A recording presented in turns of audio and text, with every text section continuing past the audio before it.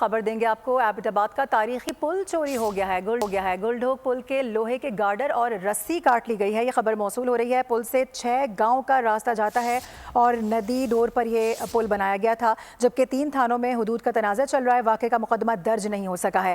مقامی آبادی شدید پریشانی سے دوچار ہے. ممبران اسمبلی پل کی بحالی کے لیے کردار ادا کریں. مقامی افراد ہیں ان کی جانب سے مطالبات سامنے آ رہے ہیں.